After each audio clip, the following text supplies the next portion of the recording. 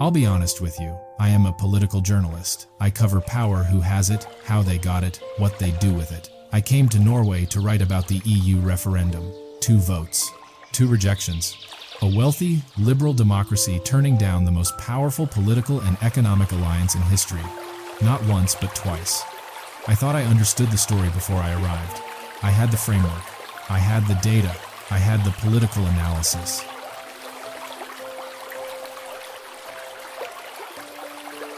What I did not have was any understanding of why a 28-year-old farmer in Hardanger would turn down a buyout offer that would have made her financially secure for life, and explain that decision using the same logic that Norway used to reject the European Union.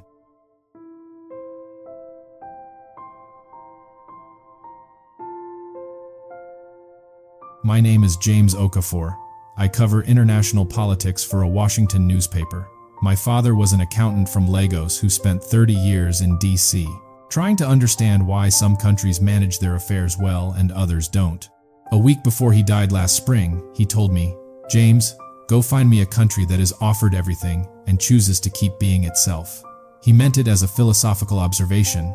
I took it as an assignment. That is why I came to Norway. And that is why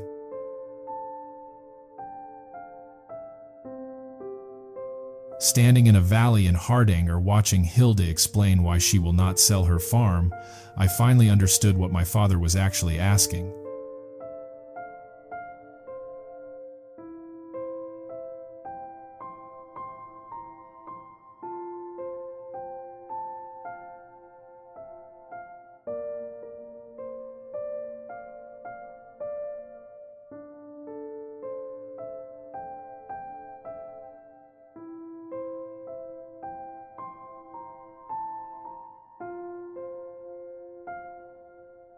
Norway voted no to the European Union in 1972. The margin was 53 to 47%. 22 years later, in 1994, after the Maastricht Treaty had transformed the European project into something considerably more ambitious and considerably more attractive, Norway voted again. The margin this time was 52 to 48, still no.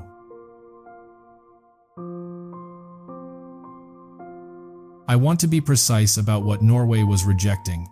It was not rejecting trade. Norway has been a member of the European Economic Area since 1994, which gives it access to the single market. It was not rejecting cooperation. Norway participates in Schengen, in NATO, in dozens of European institutional arrangements. What Norway was rejecting, specifically, was the transfer of sovereign decision-making authority to a supranational body. The right to make its own laws, set its own standards, control its own fisheries, and govern its own economy without requiring approval from Brussels. From a purely rational analysis of national interest, this is difficult to defend. The European Union's single market is the largest trading bloc in human history. Membership brings access, influence, and the ability to shape the rules rather than simply follow them. Norway, as a non-member, follows most EU regulations anyway because its economy is integrated with Europe, but it has no vote on those regulations. It is, as critics of the Norwegian arrangement frequently note, a rule taker rather than a rule maker. And yet Norway keeps saying no. Not because it is poor or weak or isolated. Norway has the highest per capita income in Europe when you adjust for purchasing power. Its sovereign wealth fund built on North Sea oil revenue is the largest in the world. It is, by nearly every measure, one of the most successful nations on earth. And it keeps choosing to remain outside the institution that most of its neighbors consider essential to their prosperity and security. I came to Oslo with a political science explanation for this. I thought it was about oil, about fisheries, about the specific interests of specific industries that had enough political weight to override the general case for membership. I was not entirely wrong, but I was looking at the mechanism and missing the reason. The reason was in Hardanger. Hardanger is a region of fjords and orchards in western Norway. The fjords cut so deep into the mountains that glacial meltwater runs into apple orchards growing at sea level. In spring, when the trees are in blossom and the peaks above them are still white, the visual effect is exactly the kind of landscape that gets described as impossibly beautiful and fails to convey through photographs what it actually does to you when you are standing in it. My father would have wanted to see it. He never got to Norway. Hildeberg is 28 years old. She is the 6th generation of her family to farm the same land above the Surfjord. The farm grows apples, a specific variety called Aroma, that does particularly well in the microclimate created by the surrounding mountains and the reflective surface of the fjord below. When I arrived, she was pruning trees in the lower orchard. She finished the row before she put the pruning shears down and came to talk to me. She showed me the oldest tree on the property planted by her great-great-grandmother in 1921, still producing fruit, slightly gnarled now, held up on one side by a wooden stake. The holding company's offer included this tree. The offer was for everything. Last year, a Norwegian agricultural holding company offered to buy the farm at a price that would have allowed Hilde and her parents to retire comfortably and never work again. She said no. I asked her why. She thought about it for a moment, not because she did not know the answer, but because she was deciding how to explain it to someone who had not grown up here. She said, "The farm is not an asset, it is a responsibility. When I sell it, I am not cashing out an investment. I am ending something that 6 generations of my family decided was worth continuing, and I do not have the right to make that decision alone based on what the market currently says the land is worth." I wrote that down and looked at it for a long time. I had come to Norway to understand why the country rejected the EU. What Hilde had just given me was the answer, not in the language of political science or economic theory, but in the language of a farmer describing her relationship to a piece of land. The resistance to transferring sovereignty to Brussels was the same resistance as the refusal to sell the farm to a holding company. Not because the deal was bad, because some things should not be decided by whoever is currently offering the highest price. But none of that was the thing that stopped me completely. That came later, further north, in a place where the sun does not set for 2 months.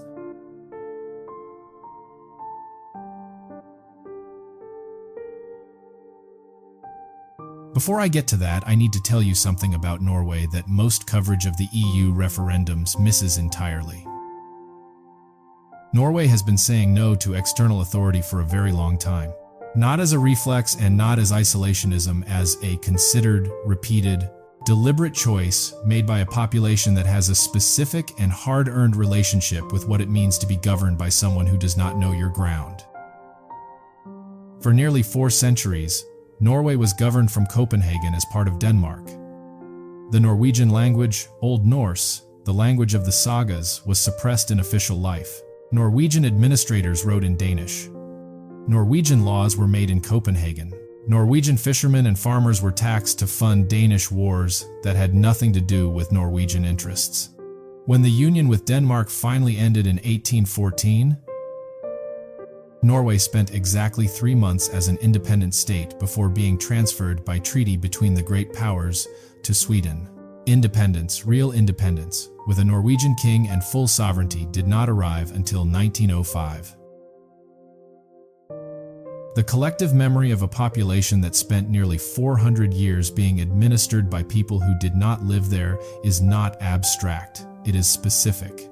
It shows up in how Norwegians talk about local governance. It shows up in the remarkable strength of regional identity, the bunad, the traditional costume. Varies by valley, by district, by community. Because the identity that persisted under Danish and Swedish rule was not Norwegian in the national sense, but Norwegian in the intensely local sense. It was the valley, the fjord community, the specific place where your family had been for generations. The national identity came later, as a kind of federation of those local identities. The local identities were what survived. And then the German occupation of 1940 to 1945. 5 years of occupation by a power that explicitly sought to replace Norwegian institutions with German ones. 5 years of resistance, quiet, persistent. The teachers who refused to join the Nazi-aligned union, the clergy who read statements of defiance from pulpits, the civilians who passed information and hid Jewish neighbors and maintained, under occupation, the conviction that Norwegian governance would return because it had survived everything before it. The occupation ended. Norwegian governance returned. The institutional memory of having survived it and of knowing specifically what it felt like to have decisions made by people who did not understand the place they were governing is still present in the generation that voted. In 1972, Astrid was 17 in 1945. She remembers, "I spoke with a retired schoolteacher in Bergen named Astrid who had voted no in 1994. She was 74. She had worked in the Norwegian school system for 40 years and had taught the history of Norwegian independence, the 1814 Constitution, the 1905 dissolution of the Union with Sweden, the German occupation and resistance of World War II to thousands of students over that time.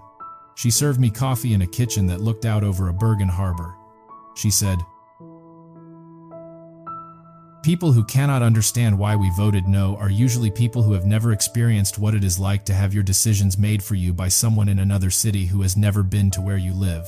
I have read the history, I know what it feels like in the national memory. I voted the way I voted because I know what we are protecting. Not wealth, not comfort. The right to be governed by people who understand this place.'" I asked her whether she thought the EU would have actually threatened that right. She considered the question seriously. Then she said, "Probably not in practice. But the question is not what the EU would do. The question is what we would become if we made that decision. A country that decided, once, to hand that right to someone else. The decision itself changes something. We would not be the same country after making it." I thought about my father, about the question he asked me before he died. A country that is offered everything and chooses to keep being itself. Astrid was describing exactly that, and she was describing it in terms that my father, an accountant from Lagos who had watched oil wealth erode the institutional integrity of his home country, his entire professional life would have recognized without needing an explanation.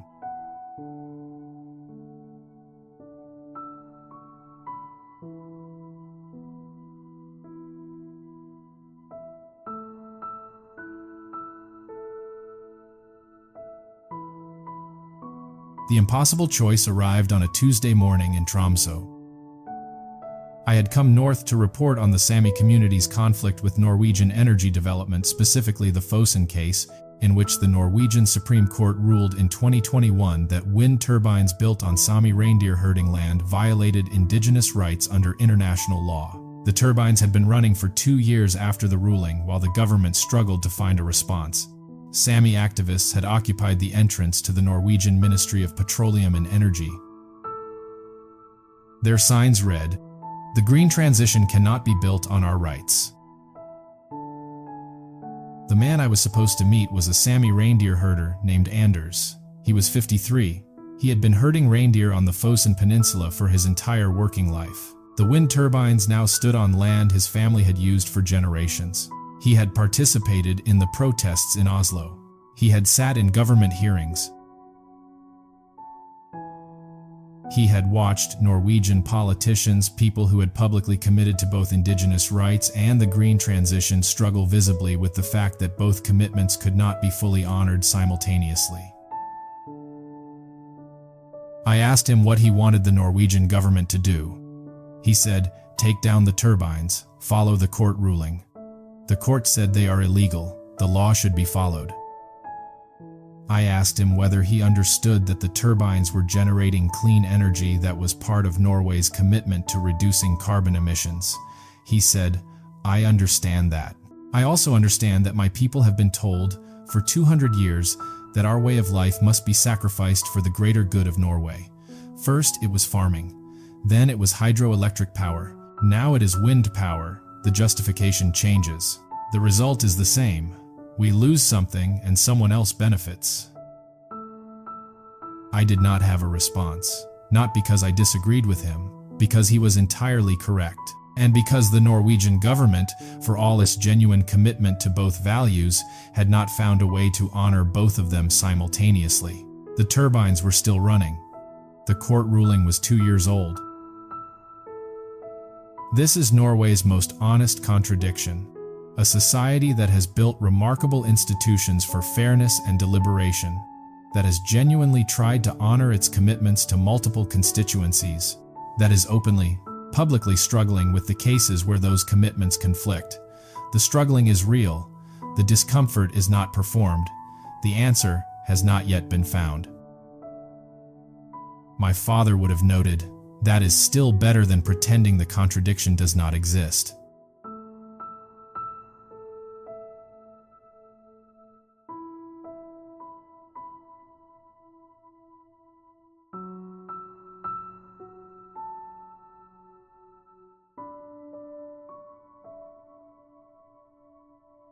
I want to tell you about the thing that reframed everything.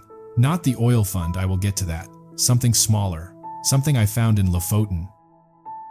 The Lofoten Islands are a chain of jagged peaks rising directly from the sea above the Arctic Circle. The fishing villages, Rhine, Henningsvær, Svalbard, sit at the base of these peaks, the red wooden houses called Rorbu, perched at the water's edge. Every winter, cod migrate from the Barents Sea to spawn in the waters around Lofoten. For centuries, this migration was the economic foundation of the archipelago. I visited a fish processing facility in Henningsvær where the cod was still being handled using methods that would have been recognizable to fishermen from the 16th century. Not because the Norwegians have failed to modernize, they have modernized. But they have also made a deliberate choice to preserve certain traditional practices in parallel with the modern ones because the traditional practices produce a product, the stockfish, that cannot be produced any other way. Stockfish is dried in the Arctic air on wooden racks called H-Hell for months, with no refrigeration and no salt. The result is a product so concentrated and so long-lasting that it has been traded to Mediterranean markets since the medieval period. It is still, today, a significant Norwegian export. What struck me was the economy of the process. Nothing is wasted. The cod liver produces oil. The cod tongues, considered a delicacy, are cut by local children who earn money after school doing the cutting. The heads are dried and exported to Nigeria, where they are used in soup. I stopped when the facility manager told me this. I said, "To Nigeria?" She said, "Yes, for years. It is a significant market." My father ate dried cod head soup. Not often, but on specific occasions. I had eaten it at his table. The cod, whose head was in that soup, had been caught in the Arctic Ocean, processed in a village above the Arctic Circle, and shipped to Lagos. I was standing in the village where it was processed. I stepped outside the facility and called my father's number. I knew what I would get. The voicemail message he recorded 3 years ago and never changed his voice. Formal and slightly amused, saying his name and asking you to leave a message. I listened to it for 30 seconds standing on a dock in the Lofoten Islands above the Arctic Circle, looking at the wooden drying racks where cod had been hanging for centuries. Thinking about the soup he made on Sunday mornings when I was 12 years old. Then the beep came and I did not know what to say, and I ended the call. I stood by the water for a while. The mountains above the village were already catching the late afternoon light. A fishing boat was coming in across the fjord. The facility manager came outside and stood beside me without saying anything. After a moment, she asked if I was all right. I told her my father had never been to Norway. She said, "But Norway came to him." I think she was trying to be comforting. She was also correct. Some things you only understand when you are standing in the right place at the right time with the right piece of information. I had come to Norway to understand why it said no to the European Union. I was standing in a fish processing facility in the Arctic where they dried fish heads to send to Lagos, and suddenly I understood something my father had been trying to tell me for years. That the world is more connected than it appears. That the things that sustain us travel further than we know. That the choices a small country makes about how to manage its resources show up, eventually, in places that country has never seen and does not think about. Norway's fish feeds Nigeria. Norway's oil fund owns shares in Nigerian companies. Norway's humanitarian aid reaches Nigerian refugee camps. Norway says no to the European Union. All of these things are true simultaneously, and they are all expressions of the same underlying decision, that a country can engage fully with the world, without dissolving into it, that you can be deeply connected and still be specifically yourself.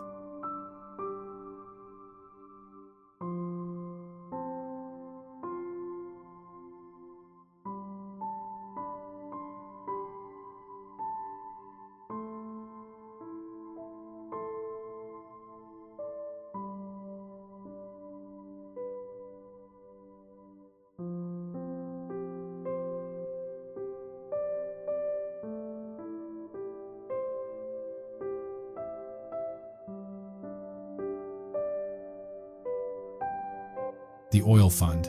I cannot write about Norway without it, and I cannot write about it without being honest about what surprised me. The Government Pension Fund Global, the largest sovereign wealth fund in the world, currently holding over $1.5 trillion in assets, was built on a principle so simple that it sounds obvious and is, in practice, almost impossible to implement. The principle is, do not spend the money, invest it. Spend only a portion of the returns. Protect the principal for the people who have not yet been born. Norway has followed this principle since the fund was established. Through changes of government, through oil price crashes, through a pandemic, the fiscal rule limiting annual withdrawals has held. This requires a specific kind of political trust. The trust that the government will use the money for the stated purpose, and that the rule will not be bent when the political pressure to bend it becomes intense. In countries where that trust does not exist, the same policy produces different results or is never implemented at all. But here is what nobody told me before I arrived. The fund owns shares in ExxonMobil, in Shell, in Chevron, in Total Energies. Norway, the country with the highest electric vehicle adoption rate in the world, the country that taxes its own gasoline more than almost anywhere in Europe, the country whose politicians speak most urgently about the need to transition away from fossil fuels, is simultaneously one of the world's largest investors in the fossil fuel companies it is publicly trying to replace. I called Hilda from Oslo when I found this. She listened and said, "Yes." And? I said, "Doesn't that seem contradictory to you?" She was quiet for a moment. Then she said, "James, my family grows apples using methods developed over 6 generations, and we also use satellite weather forecasting and laser-guided pruning equipment. Everything is contradictory if you look at it closely enough. The question is whether the contradiction is honest. Norway is honest about it. We know where the money comes from. We know what we are trying to build with it. We know the two things are in tension. We argue about that tension in public, in newspapers, in parliament, in local assemblies. We are trying to resolve it over time. That is not hypocrisy. That is governance." She paused. Then she said, "Your country also has contradictions. You just do not always argue about them in public." I did not have a response to that. She was right, and she knew I knew she was right. I thought about Anders and Tromsø, still waiting for the turbines to come down. I thought about Astrid in Bergen, who voted no because the decision itself changes something. I thought about the dried cod head in my father's soup. I thought about my father's question. A country that is offered everything and chooses to keep being itself. Norway does not resolve its contradictions, it holds them. In public, in the political debate, in the Landsgemeinde-style local assemblies where citizens actually show up to vote in person, in the newspapers that cover these arguments with a directness that would be considered confrontational in Washington. The contradictions are not hidden. They are the substance of the national conversation. And the conversation continues, generation after generation, in a country small enough that everyone can hear it.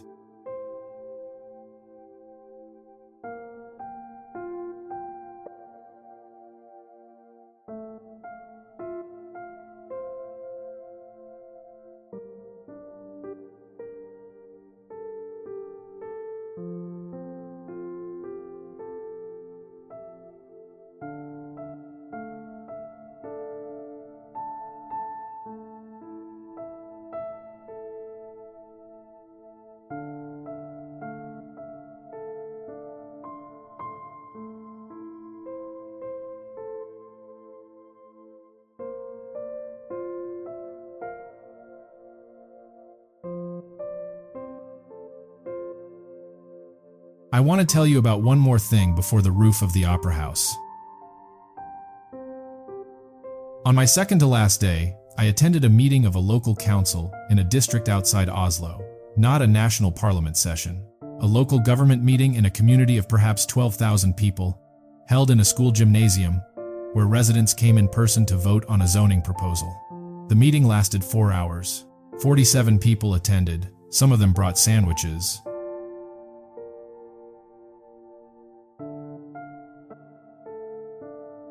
A retired engineer spent 11 minutes presenting a technical objection to the drainage specifications in the proposed development.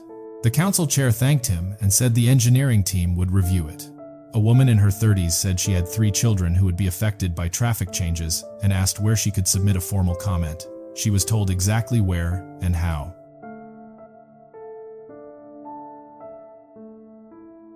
Nothing dramatic happened. No one was arrested. No one shouted. The proposal was approved with minor amendments. The engineer's drainage concern was added to a list for review. 47 people went home. I have covered politics in Washington for 12 years. I have interviewed senators and cabinet secretaries and foreign ministers. I have sat in the press gallery of the House of Representatives. I have never attended a political meeting that felt as genuinely functional as that school gymnasium in a district outside Oslo, not because of what was decided, because of the assumption embedded in the entire proceeding.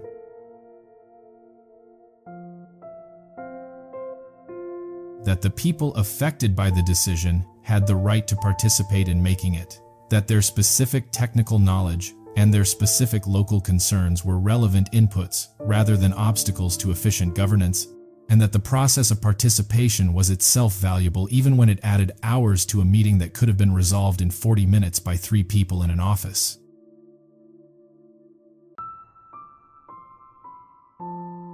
This is what Norway's EU referendum was actually about. Not fish quotas, not oil revenues, not trade policy. This gymnasium, these 47 people, the assumption that governance is a participatory process that belongs to the people it governs, not an administrative function that can be delegated upward to experts who know better. On my last evening in Oslo, I sat on the roof of the opera house, the public roof, the one made of Italian marble that slopes into the fjord, the one anyone can walk on regardless of whether they ever buy a ticket, and tried to answer my father's question. He had asked, "Find me a country that has offered everything and chooses to keep being itself."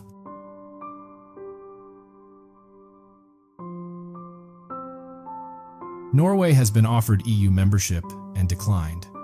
It has been offered the easy politics of spending its oil wealth on popular subsidies and has mostly resisted. It has been offered the chance to build an empire of soft power with the largest sovereign wealth fund in the world, and has instead used that fund to build a post-oil society at home. It has been offered the comfortable fiction that the green transition and indigenous rights are compatible without compromise, and has been publicly confronted with the reality that they are not, and is still working through that confrontation. It is not a perfect country. It has contradictions. It has not resolved.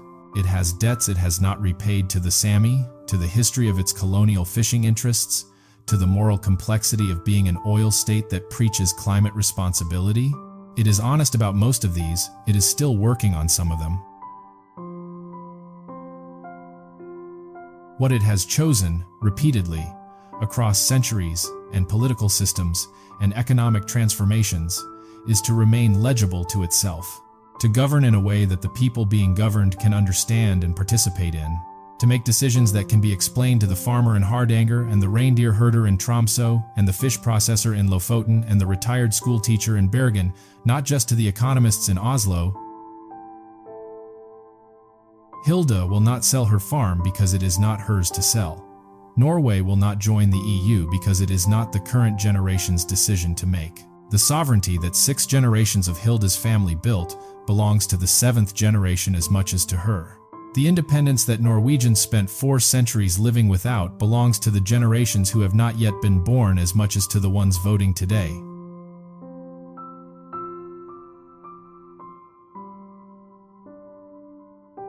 That is the answer to my father's question. A country that chooses to keep being itself is a country that has decided its identity belongs not just to the people alive right now, but to everyone who has come before and everyone who will come after. The EU referendum was not about the European Union. It was about who has the right to make that decision. The Norwegians decided, not just us. If this story changed how you think about sovereignty, about what a country owes to itself, to its past, and to its future, I'd genuinely like to know what stayed with you most. Tell me where you're watching from.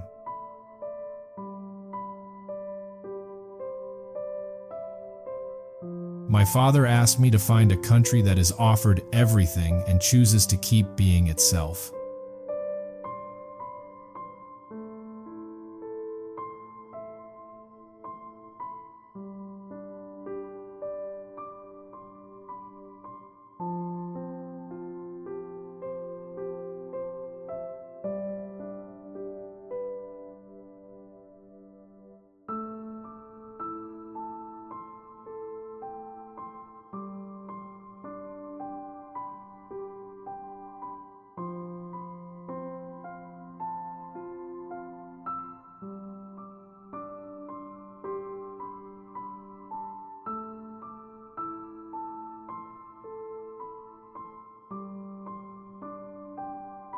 He was right. It was the story worth writing. This narrative is told through the perspective of James Okafor, a fictional American political journalist. All locations, historical facts, and events described, including Norway's EU referendums of 1972 and 1994, the European Economic Area, the Government Pension Fund, Global, Norway's EV adoption rates, the Fosen Supreme Court ruling of 2021 and Sami rights, the Lofoten Islands stockfish trade, Hardanger apple orchards, the history of Danish and Swedish union with Norway, Norwegian independence in 1905, and the German occupation in World War II are real and described as accurately as possible. James Okafor, Hildeberg, Anders, Astrid, and their specific conversations are fictional.